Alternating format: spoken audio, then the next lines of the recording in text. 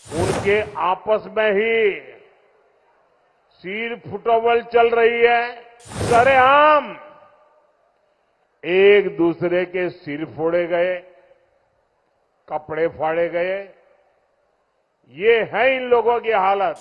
ये कांग्रेस के शाही परिवार को उनके नसीब में उनकी खुद की पार्टी कांग्रेस को वोट देने का अवसर नहीं है। बताइए, जिस कांग्रेस से दिल्ली का भरोसा तक उठ गया हो, उस पर छत्तीसगढ़ भरोसा कैसे कर सकता है? जनता जनार्दन का भरोसा सिर्फ और सिर्फ भाजपा पर है। दूसरी तरफ इंडी गठबंधन वाले हैं, उनके आपस में ही सिर फुटबॉल चल रही है। आपने देखा होगा,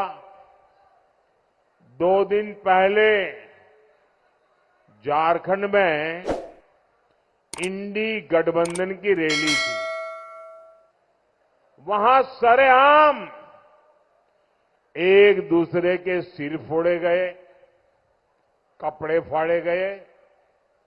ये है इन लोगों की हालत। और मैं तो पत्रकार जगत के लोगों को कहूंगा कि इंडिया अलायंस वालों ने जब पहली रैली की थी, तब मंच पर कितने लोगों ने हाथ बांध करके उठाया था। दूसरी रैली हुई तब कितने उसमें से निकल गए। तीसरी हुई तब कितने निकल गए। और ये आखिरी रैली में तो जो पहली में थे उसमें से आधे 11,000 थे, सब छोड़ के भाग गए।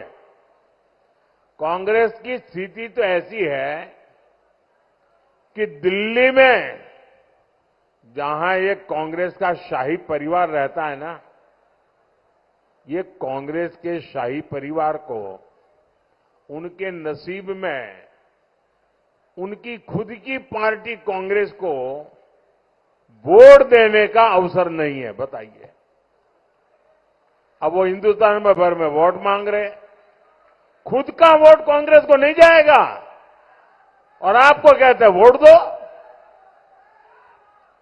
क्योंकि वे शाही परिवार जहां रहता है वहां कोई कांग्रेस का उम्मीदवार ही नहीं है। जिस कांग्रेस से दिल्ली का भरोसा तक उठ गया हो, उस पर छत्तीसगढ़ भरोसा कैसे कर सकता है?